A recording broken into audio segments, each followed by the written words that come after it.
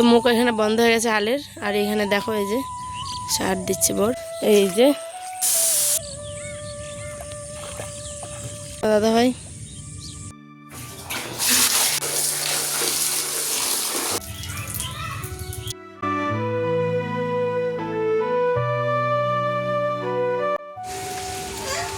হয়েছে কি খাবে না?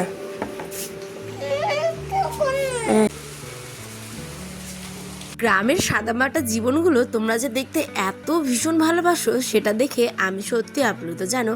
হে everyone, good morning and welcome back to a new video. আমি উত্তর দিনাজপুর জেলার ছোট্ট একটি গ্রাম থেকে পায়েল। কেমন আছো সকলে? আশা করছি ভালো আছো, তাই না? দেখো ছেলেকে দিয়েছি ব্রাশ করতে, ছেলেও তোমাদের হাই করছে। আর এইদিকে আমিও চটপট ঘুম থেকে উঠে ব্রাশটা সেরে নিলাম। কর্তামশাই গেছিলো বাইরে, তাই এসে দেখো হাত মুখটা ধুয়ে নিচ্ছে সেও। আর গামছা নিয়েছে কেন বলো তো? হালকা টিপটিপ করে বৃষ্টিও পড়ছে। বর্ষাকাল মানে জানোই তো, এই বৃষ্টি এই রোদ, এই করেই আমাদের গ্রামের দিকে অনেক মানুষের অনেক ক্ষতি হয়ে গেছে। সে সমস্ত কিছু তোমরা তো থাম্বনেল থেকে অনেকটা বুঝতে পেরেছো, বাকিটা তোমাদের আস্তে আস্তে শেয়ার করছি। তার আগে চলো রান্নাবাড়িটাও তো বসিয়ে দিই, গল্পও হবে আর কাজও হবে, তাই না?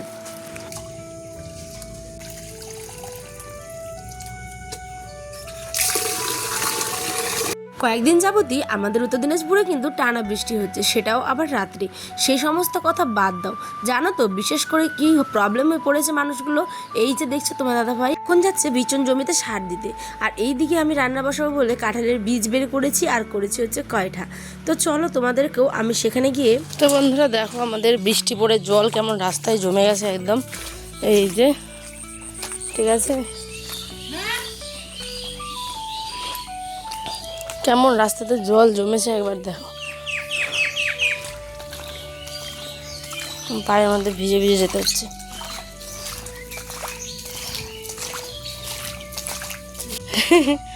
পানি খানতে পরে সবাই কিন্তু মাঠে কাজ করছে গাইজ।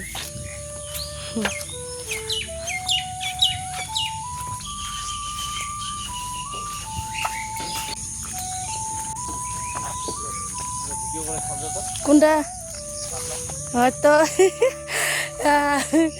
আল্লাহ তোমাকে ছাড়া দু ঠিকই যে চলে গেলে ওই ডুবু ডুবু হয়েছে দেখো।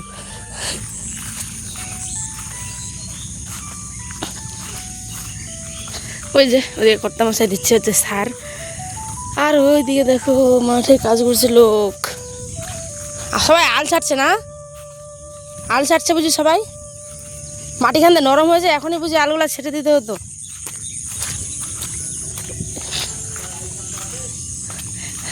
হয় না পারো, অন্য লোক করবে। কি হয়েছে দাঁড়াতে? জল যাচ্ছে কি ওদিকে? বর্ষাকালে মাঠে কিন্তু কাজ করার ভীষণ অসুবিধা।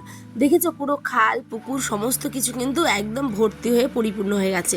আর যেগুলো চারা বলছি বা বিচন, আমাদের এদিকের জমিগুলো কিন্তু উঁচু, সেই কারণে দেখো নিচু জমিগুলোতে জল হয়েছে। আর বিশ্বাস করবে না, আমি যেটা শুনেছি যে আমাদের পাশের আর কি যে মাঠটা, সেই মাঠে যেগুলো বিচন ফেলা হয়েছিল ধান লাগাবে, সেই কারণে তোমরা বিশ্বাস করতে পারবে না, 1 হাঁটুর উপরে জল, সমস্ত বিচন গাছগুলো ভেঙে তছনছ অবস্থা গাইজ।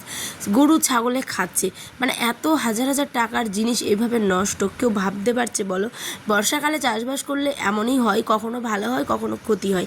আমাদের দিকে দেখো বিচনটা কত সুন্দর হয়েছে, কারণ কি বলো তো, ওই যে আঙুলে দেখালাম ওই দিকে, চোখ যতদূর যায় ততদূর সাদা জলে ভরে একদম পরিপূর্ণ হয়ে গেছে গাছ বলতে পারো। আর এই দিকে আমাদেরগুলো একটুখানি ঠিক আছে, আমাদের যেগুলো নিচু জমি সেগুলোতেও মানে জল কিন্তু ভরে গেছে, তাই বুদ্ধি করে উঁচু জমিগুলোতেই কিন্তু বিচনটা ফেলা হয়েছে। এখানে আয়নের আব্বা বৃষ্টি তো পড়ছেই, তারপরেও রিক্সের মধ্যে দিয়ে দিল হচ্ছে সারটা, কারণ দিতে তো হচ্ছেই, কী করবে বলো? কারণ সময় যেহেতু পেরিয়ে যাচ্ছে, আর মাঠের কাজগুলো এমনই জিনিস যে সময় অনুযায়ী কিন্তু দিতে হয়, এদিক থেকে ওদিক হলেই তোমার বিচনটা আর কিন্তু হবে না। আর এইখানে হচ্ছে দেখো আমি আর আমার বর বাড়ি যাচ্ছি, সেখানে আবার একটুখানি ট্রেন্ডিং যেগুলো রিলস চলছে সেগুলো করতে হবে, আর করলাম, আর কিছু লাইভও করলাম। বাড়ি এসে তো মাথায় হাত চটপট করে আমাকে অনেকগুলো কাজ করতে হবে। তাই এই যে কাঁঠালের বীজ খেতে ভালো, কিন্তু ছুটাতে এত গাইজ মানে কষ্ট যে কি বলবো। বেশি না, এই কয়েকটা জাস্ট কায়ঠা আর কাঁঠালের বীজ আর মুসুর ডাল দিয়ে করবো হচ্ছে তরকারি, সিম্পল সাদা মাটা। তোমরা কারা কারা এরম খেয়েছো অবশ্যই কিন্তু জানাবে। এখানে শাকগুলোকেও আমি ধুয়ে নিচ্ছি চটপট করে, কারণ শাকগুলোকে আমাকে ধুতে হচ্ছে। এটাকে আমাদের দিকে বলে চিরা মারা শাক, মানে চিরা ললিয়া। তোমাদের দিকে কি বলে আমাকে কমেন্ট সেকশানে কিন্তু জানিয়ে যেও।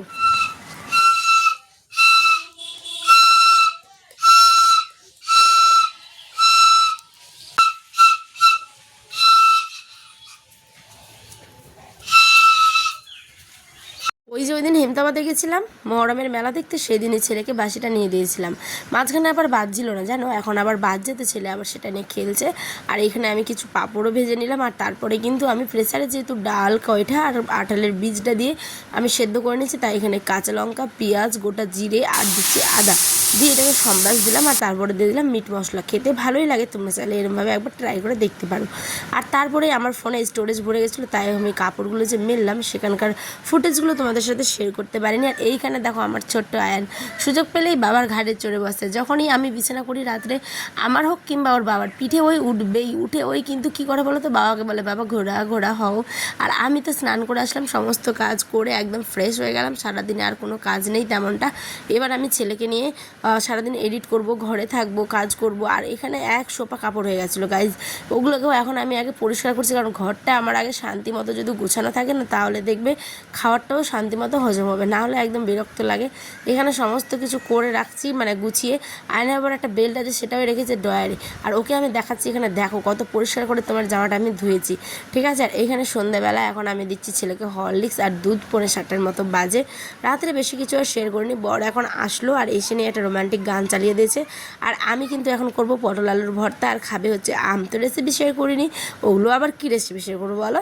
তোমাদের ব্লগ কেমন লাগলো অবশ্যই কিন্তু কমেন্টে জানিও। আর ওই দেখো মুড়ি এনেছে আমার বল, আমার মুড়ি। আমি বলেছি আজকে রাতে আমি মুড়ি খাবো, তুমি এত ভাত খাচ্ছ, আমি ভাত খেয়ে খেয়ে মোটা যাচ্ছি। সেই কারণে বুদ্ধি করে এই খাবারটা আমি কিন্তু রাত করে খাই, মানে মুড়ি। তো যাই হোক, মুড়ি খেতে আমি তো মুড়ি লাভার বলতে পারো একদম। মুড়ি ছাড়া আমি কিছু দেখতে পারি না, যতই বলো ভাত ভাত। মুড়ি আমার বেস্ট। তোমরা কারা কারা আমার মতো প্রিয় মুড়ি খেতে ভালোবাসো জানি কিন্তু। টাটা, বাই, দেখো নেক্সট।